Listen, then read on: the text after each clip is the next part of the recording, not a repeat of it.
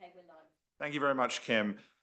Good evening. Welcome to this meeting of the Executive. My name is Councillor Paul Follows, Leader of the Council and Chair of this meeting of the Executive. This meeting is being held in the Council Chamber at the Berries and is being webcast live. I also want to advise that the agenda was published on Monday, the 1st of December 2025. Barry, could I have any notifications of apologies for absence, please? Yes, we received apologies from councillors Kika Murleys and Paul Rivers. I think that is it for this evening, isn't it? Yep. Thank you, Barry. Item 2 minutes. Can I have your approval to sign the minutes of the meeting of the 4th of November 2025? Thank you very much. Declarations. Any executive members to declare any interests? I will be declaring an interest on parts of item 12, which would be 12A, 12C, and 12D, i.e. all the applications in Godalming, as I'm also a Godalming Town Councillor. Janet, I believe that's ditto for you. Councillor Crowe, same. Councillor Merriweather and Councillor Fairclough, I'm 12E. 12E, and is it only 12E? Yes. And that's because you are also members of Farnham Town Council. Right, excellent. Fine. Questions from members of the public? I believe there are no questions registered. Good. Questions from members? There have been no members' questions. Updates from lead and portfolio holders. So the only update I'll give today is that we continue to move forward with LGR.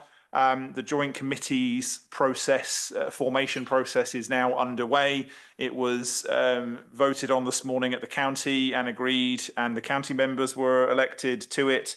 The Joint Standards Committee of Guildford and Waverley met at 6 o'clock tonight and empowered the monitoring officer to make the necessary changes to our constitutions a minute ago. Guildford are meeting now to do their part of it, and we meet tomorrow to do our part of it. There is a bit of a debate ongoing between certainly some of the Western Council leaders and the Chief Executive of the county about when it is first meeting. Whilst I would have liked one before Christmas, it seems Tandridge not meeting till the 18th has put a bit of a scupper in that. But I'm told that certain parts of the county don't want to meet until January 14th, which I have to say to me feels somewhat late. And I'll be seeking support from other leaders in the West and the East to try and bring that forward a bit, because to be quite honest, there's quite a lot of business to get done and not a lot of time to do it. The budget cycles have started in earnest, well, have pretty much started in earnest now. But for those of you who were watching the county meetings this morning, most of the financial items that were likely to be discussed weren't touched because we didn't get to them. I will go around everybody now, though, starting with Tony. Thank you, Paul. So today is the 9th of December, which means that the Farnham parking offer of £1 from 1 p.m. is live as of today, and it will be being monitored by myself, Kelvin and Mark Davis on a weekly basis to see exactly what is happening in our car parks. What has been happening since November, since the Downing Street was open, is actually very good news for Farnham. Farnham, our car parks were up 5.5% compared with August and through to October, which was when Downing Street was shut. So I think it's fair to say that there is significant effects, shall we say, of that happening.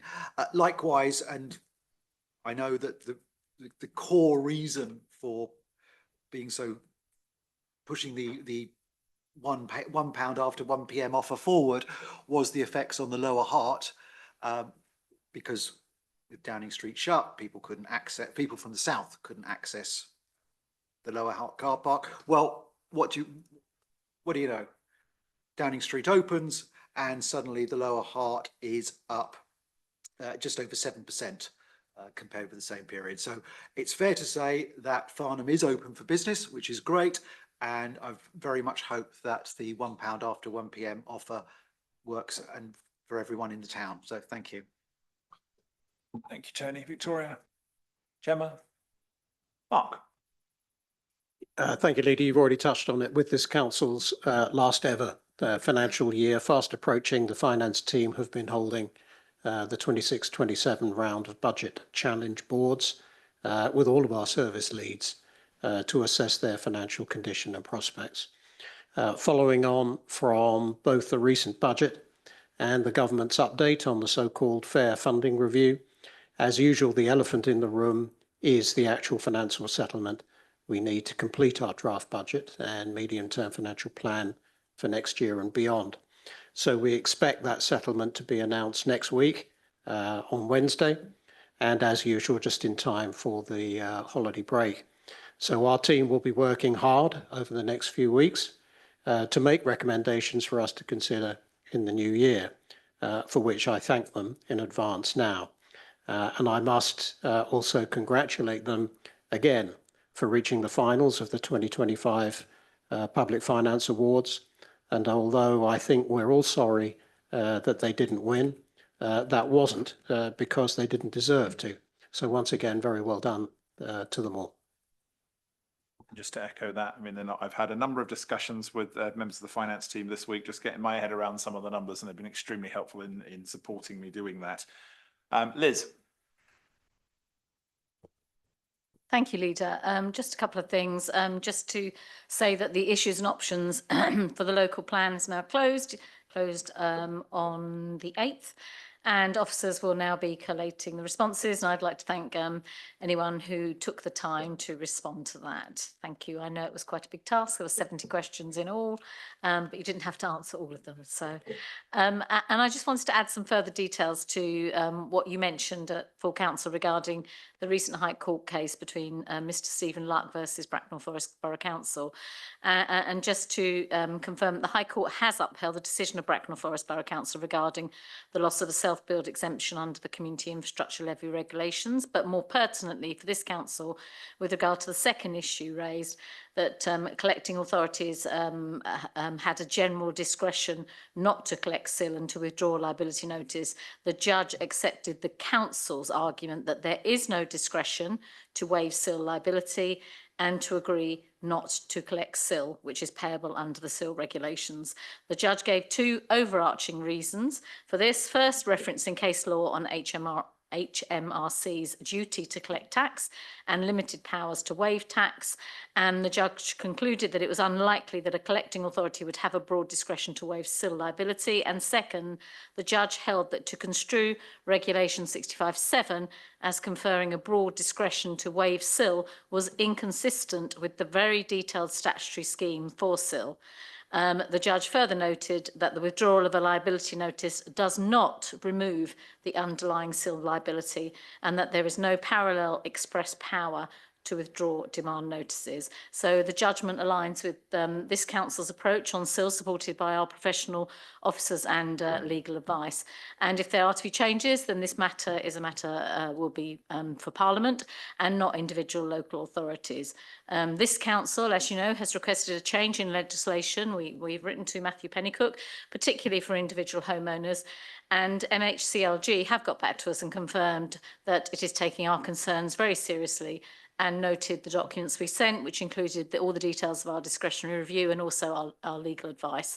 And the letter also confirmed that the government recognises that there are issues with how the householder exemptions are working in practice and is therefore giving serious consideration to the issues as part of its commitment to making the developer contribution system as clear and effective as possible going forward. And I'm sure all of us here hope that these issues are addressed soon. The CIL Review and Reform Working Party has now completed its task, and we now have from the work they've done, the CIL enforcement policy. The group reviewed the council's past and present processes on guiding and advising applicants through and on the CIL process itself. The group is bringing forward its final recommendations to the executive on the exceptional circumstances relief policy, along with affirming that the CIL discretionary review process was the appropriate way forward. And I'd like to formally thank those members of the committee for all their hard work and dedication in scrutinising these issues. I also attended the Thames Basins Heath meeting last week, and just to report, we have some very encouraging numbers for increase in bird numbers for the protected species on the Thames Basins Heath. So that was very good news. If anyone wants to talk more about that, please just catch me after the meeting. Thank you, Leader. I'm probably done with appropriate assessments for this week and various other similar things. Thank you, Liz, though. Janet? Thank you. Right, in which case we'll then move on to item 7. Barry, I gather there have not been any ONS meetings to generate any recommendations. Is that correct? That is correct. The next ONS will be on the 16th of December. And also been asked to remind everyone that the combined Guildford and Waverley joint ONS will report directly to the combined Guildford and Waverley Joint Executive Committee. I actually went to the first one of those this week and joined Councillor Hyman, Councillor Potter and others for an interesting 2 hours to discuss 2 items of business. Both were passed with approval with some additional recommendations that were very constructive.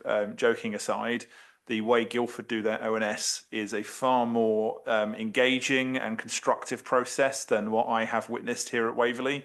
And it's my strong hope that that culture will be a side benefit to our collaboration and drifted back this way.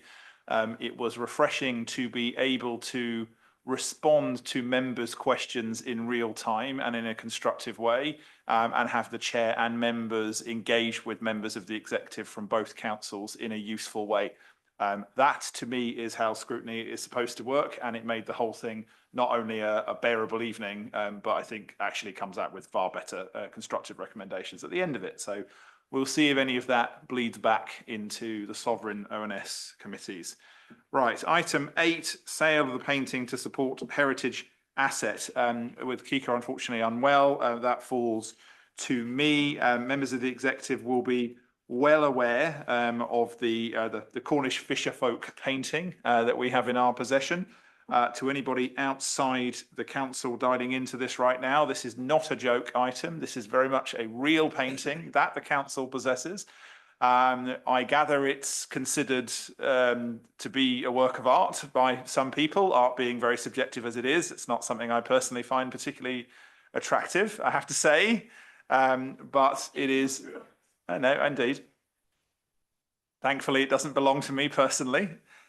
We know that there is, of course, the Penley Gallery who are particularly interested in it because they have a local connection to the painting. Obviously, we've got a best value duty in terms of our dispatch of it, should we wish to. And a process has been undertaken working with the Arts Council and various other entities. And I do want to thank Charlotte for the immense amount of work that she's gone through to get to where we've got to make sure that we stay on excellent terms as we need to with the Arts Council going forward, and has reached a position here for a reasonable way forward on this painting. Can I have a seconder first of all for the motion? Councillor Merriweather to second. Would you like to speak first on this? I'm not quite sure how to top what you've already said. Actually, just to clarify, it's not in our possession. It's in our ownership, but it's not in our possession. It's on loan to Penley, and with all the reorganisation going on, I'm only half joking when I say being down there, it was at risk of actually getting forgotten about. So I think it clearly has some value to those people who appreciate this, particularly down in Penley. It is not a part of the museum's collection.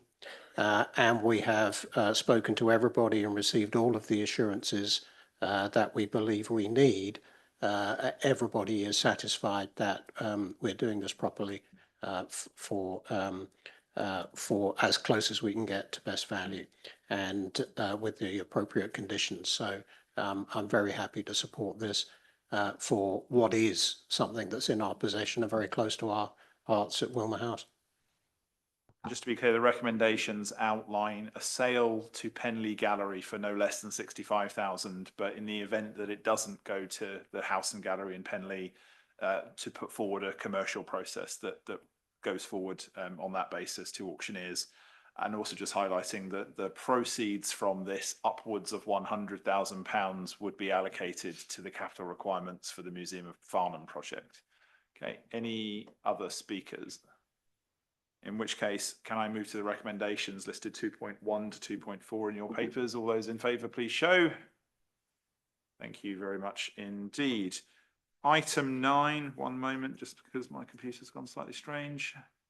Item 9, the review of the complaints process 24-25 with Councillor Long to introduce and propose, and for me to second. Councillor Long. Yep. I'm pleased to introduce the review of complaints closed in 2024-25 and the Council's updated complaints handling policy. This policy was reviewed in the light of a letter received from the Housing Ombudsman earlier this year and has been amended to ensure compliance with all 18 of the recommendations made by the Housing Ombudsman.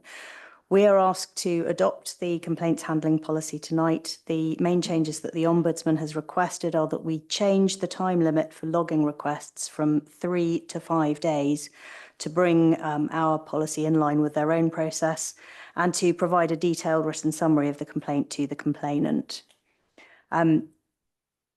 Waverley Borough Council received 56% more level 1 complaints in the municipal year 24-25 than it had done the previous year. While on the face of things this might be a cause for concern, it comes at a time when the Housing Ombudsman has been actively encouraging social housing tenants to raise concerns about their accommodation. It remains the view of the Council that so long as there is not a large rise in complaints indicating an underlying problem, it's more important that complaints are dealt with promptly and effectively than how many complaints are made. On that note, I'm pleased to note that 81% of level 1 complaints were resolved on time in 24-25, compared with 56% the previous year, and that 78% of those complaints were resolved at level 1, which is a similar proportion to the previous year. During 24-25, complaints handling training has been rolled out with a view to improving the quality of responses and monitoring follow-up actions with a view to resolving more complaints at level 1. The Council logs complaints and analyses them to ensure that lessons are learned to improve service to Waverley residents. I'd like to thank Sue Petzold for preparing this report, to Nicola Hames and all the officers who've worked on the new complaints handling code and on improving complaints handling across the Council.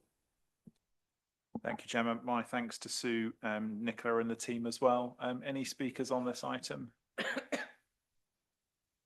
Okay, seeing none, then the recommendation, the executive is asked to adopt the updated complaints handling policy and procedure to meet the requirements of the Housing Ombudsman Services Complaint Handling Code. Can I have all those in favour, please show?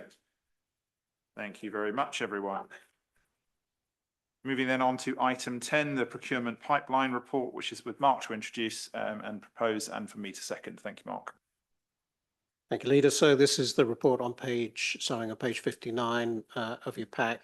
And I think we're now becoming familiar with these regular reports since our contract procedure rules were updated to require that in respect of any procurement that will result in a key decision, the procurement team obtains executive agreement before commencing the procurement and that the executive approve the consequent award of the contract unless otherwise delegated. So tonight we're asked to commence the procurement for the kitchen and bathrooms installation interim contract as described in Appendix 1.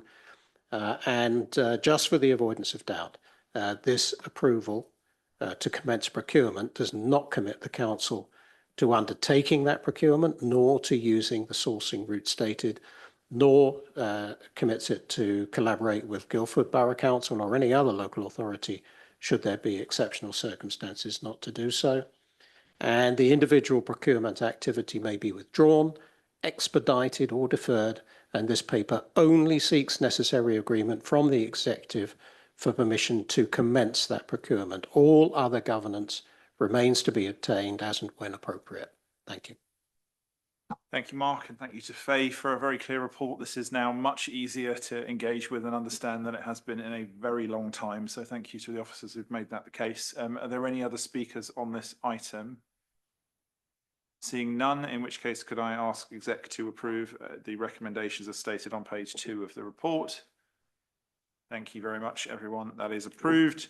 Item 11, Guildford Rugby Club landlord consent to sublet park to paddle court operator. I'll just remind everybody before we start, this does contain exempt annexes. So please, unless you wish to move into part 2, please steer clear of those. Councillor Merriweather will introduce and propose, and I will second. Mark. Thank you, Leader. Yes, this report starts on page 69 of your packs and it includes that exempt material. We, Waverley Borough Council, own Broadwater Park, part of which is leased to Broadwater Sports Club Limited, which we are referring to here as Guildford Rugby Club, on a 50-year lease from 3rd of December 2013. And as is becoming increasingly apparent to strangers like me, paddle tennis is a growing and popular sport.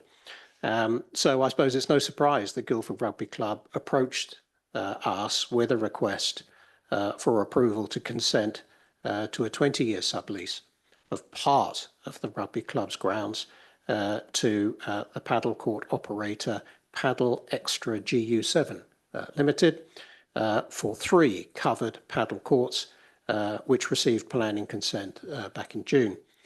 We believe that this would provide a popular recreational offering for local community and will deliver on the council's corporate strategy, not least our objective of a more inclusive borough.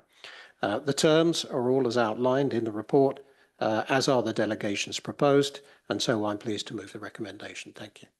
Thank you, Mark, and thank you to Paul for all the work that you've done to get this here as well. I know it's not, in a couple of cases, been that easy. Any other comments, anyone? No, in which case I'll move to the recommendation. So the executive resolves to grant consent to Broadwater Sports Club Limited to allow for the subletting of part of Broadwater Park to Paddle Extra GU7 Limited, including alterations on the terms set out in the heads of terms attached at Appendix 1 and 2 in the exempt annexes. Can I have all those in favour, please show? Thank you very much, everyone. Right, moving on to item 12, the first of our community asset transfers tranches. Just for general awareness of the public as to how we're going to manage these. Waverley has an extremely high number of double and triple hatters, by which we mean people who are also serving on town and parish councils within Waverley, who are also members of Waverley Borough Council.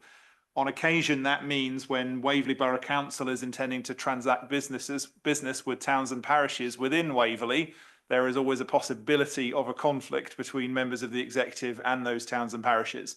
And there are, for example, I think almost everybody in this room, I think with the exception of Councillor Keel on the executive at present, is also a member of their respective town or parish.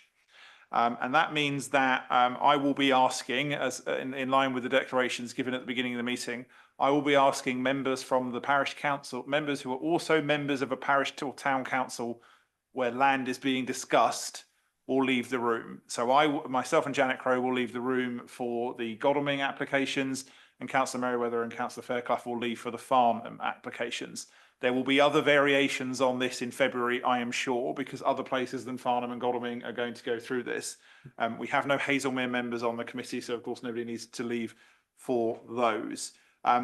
I'm going to take them in a slightly different order than is in the papers so that we avoid a yo-yoing of people going out of the room. I am, however, going to start with the Hazelmere application, but before I do that, I think, Mark, you want to generally introduce the report as a whole. Yeah, thank you, Leader. So that's exactly what I'm going to do. I'm going to make some remarks that cover all of this, and then we can break out as needs be, because I do think that, you know, there's that sort of overarching context that observers may find helpful. So our community asset transfer policy was adopted by Council in June 2024 to ensure a transparent and consistent approach to requests for community asset transfers from voluntary or community organisations, VCOs, including town and parish councils in our borough. The policy guides us through the process of considering expressions of interest for a transfer of a community asset or owned or under the stewardship of the council to a suitable VCO. Since its adoption, we've received over 40 expressions of interest and counting from across the borough, and I'm very pleased to introduce as a group our recommendations for the first 5 CATs, community asset transfers, in this first tranche. And they are for the Morley Road Recreation Ground in Farnham to Farnham Town Council, for the Cannon Bowering Recreation Ground, and for 2 areas of the Lammas lands, one adjoining Bridgegate House and the other at Charterhouse Green, all in Godalming, to Godalming Town Council, and finally for the War Memorial Recreation Ground in Hazelmere to Hazelmere Town Council. While there are 5 separate reports for each, and we can see in all of them the structured, consistent and thorough due diligence and due process that we've applied to each application, including the business case prepared by the applicant and other information provided in response to our question matrix, our assessment of that information and the other factors, including financial, legal and title assessments, as well as independent valuation appraisals, and the drafting of appropriate heads of terms and conditions for the transfer as ultimately recommended. As reported in the key risks sections of the reports, we do need to consider the cumulative impact of such a number of community asset transfers for the freehold transfer of open space grounds. And this will be considered in greater detail at an executive meeting in February 2026, when the further open space allocations will be reviewed in detail. So the final decision on these applications will therefore be taken at that meeting, but the recommendations now are to approve these transfers as described for each up to that point, and to negotiate and agree the remaining details under the delegated authorities, also again all as described in the reports. So that's the context, Leader, and we can take it from there. Thank you. Thank you. And I want to particularly thank Marika, Caroline and Ali for all the work that they've done on this, probably for all the stress as well that they've been put under by, not least of all me, to get these through. LGR has unfortunately turned what was meant to be a straightforward peacetime community asset transfer policy into a let's make sure we protect the assets of Waverley from any theoretical possibilities that may come out of the unification of the boroughs and districts in the county into West Surrey. And that is unfortunately the context that we're now having to do this, is put an immense amount of pressure on towns and parishes, upon members of the executive, upon members of the officer corps who have been working on all these papers. So thank you for coming up with the approach that we've got. I think it's going to be a reasonable process. We just need to make sure that we do everything properly and by the book. Now, on that note, I will require, and Tony, when he's chairing the three that I'm not present for, will require a proposer and seconder for each of the items, and you will need to take a vote at the end of the item. And so to make sure we start off on the right foot, doing the right process and repeat it all the way through, I'm going to start with Hazelmere while we're all in the room. And I'm actually going to, in the first instance, Mark, do you wish to talk about the Hazelmere item? Before you do, I will just ask, as the Hazelmere clerk is in the room, once Mark has introduced this, would you like to comment at all, Lisa? Right, just double checking as you are here. Mark, after you. In this case, Mark will be the proposer and I will be the seconder. Well, actually, Leader, I've not got a great deal more to say. I've set out all of the criteria. I've set out the fact that this is in line with the policy. There is a great load of detail in the report and in the annexes that actually explains everything, and it will probably be slightly unwise of me to sort of pick out any that at the expense of others. All the details in the report. We've all read the report. We know the background. So I think I'd just like to leave it there. Thank you. Yeah, and also just to remind everybody, of course, that quite a lot of this information is an exempt.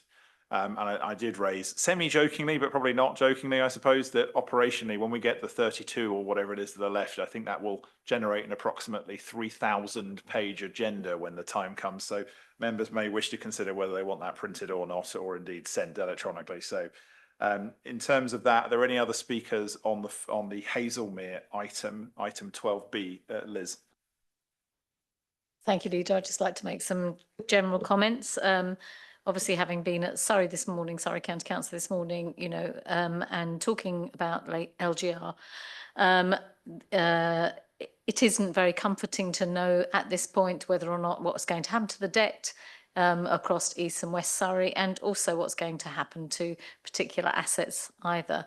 So I think this is a very wise course of action that we are taking to make sure that these pieces of land are secured for the enjoyment of the residents of the area that they were intended to.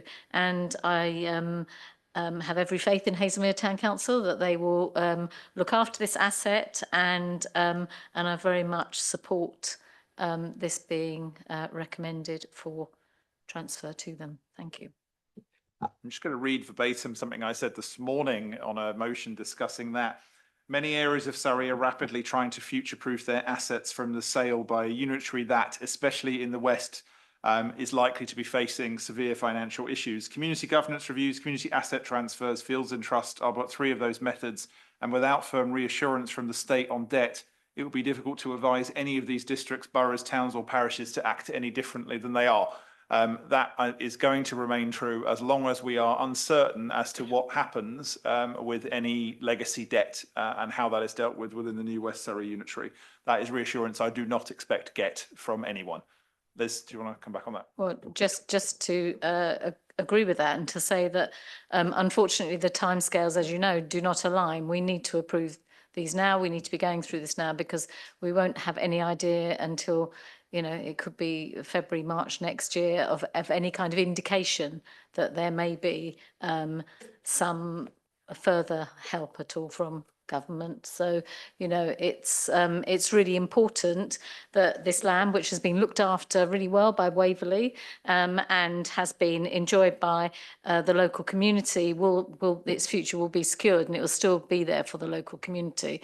And, you know, this council has been run really well, especially by this administration. And I think it's really important that the assets which have been paid for and maintained by residents are kept for residents here. Thank you. Absolutely. And just to also confirm, the draft structural change order that goes for Parliament next year contains a date, I think it's June 26, is it, for the section 24, which is the only thing that could theoretically restrict such asset transfers under certain circumstances. And the Surrey leaders, as a group of 12 of us, have unanimously voted not to adopt an early section 24 at a meeting last week. So that is when it will come into effect in June with the formal order. With that, I'd like to then move the 2 recommendations in regards to item 12B for Hazelmere. Can I have all those in favour, please show? Thank you very much. I'm now going to take the Farnham item. So apologies, Mark and Tony, if you wouldn't mind leaving us for a moment.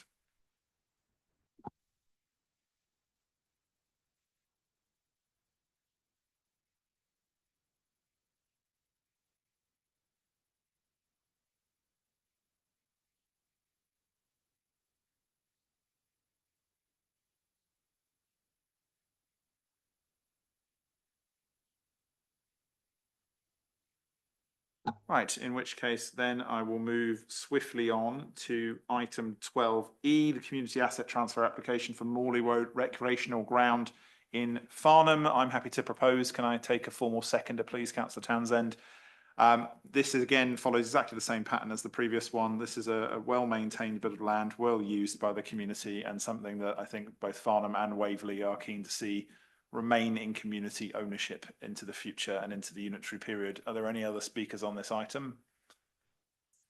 Proposer is myself and Councillor Townsend registered as seconder. Okay, seeing no further speakers, can I therefore move the recommendations 2.1 and 2.2 outlined on page 2 of this item? Thank you very much, everyone. And that concludes that item. The Godalming members, excluding Councillor Keel, will now depart, and I will leave Councillor Fairclough to address the remaining asset transfers in Godalming.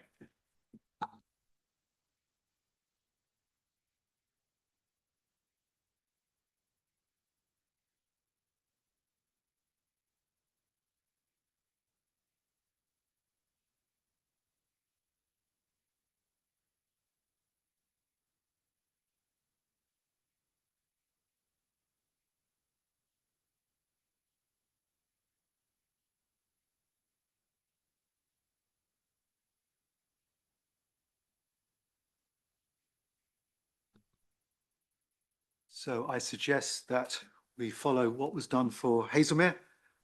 Mark to officially propose and myself to second. Yeah, very happy to officially propose once again, without going into exempt. There's not. Oh, I beg your pardon. So we're doing 12A, which is the Cannon Bowering We're doing 12C, which is the part of the Lammas lands adjacent to Bridgegate House, and 12D, which is the Lammas lands at Charterhouse Green.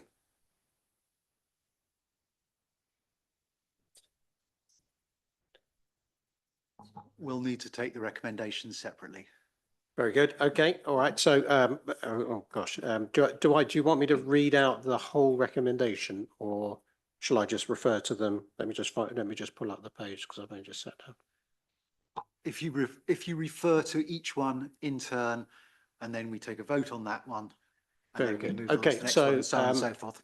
So the first one is the recommendation on page 86 of your pack relating to the Cannon Bowering Recreation Ground in Godalming. I'm happy to second. Would anyone like to speak on this? In that case, I move the recommendation. All in favour? Thank you very much. Very good. Thank you. All right. And moving on then, the recommendation on page 298 of your packs relating to the community asset transfer for the part of the Lammas lands adjacent to Bridgegate House in Godalming. I'm happy to second. Would anyone like to speak on this? In that case, I move the recommendation. All of those in favour? Thank you. Okay, and finally, then on page 404 of your packs, the recommendations regarding the transfer of the part of the Lammas lands at Charterhouse Green in Godalming. Happy to second. Again, would anyone like to speak? In that case, I move the recommendation. All in favour? Excellent. Thank you very much.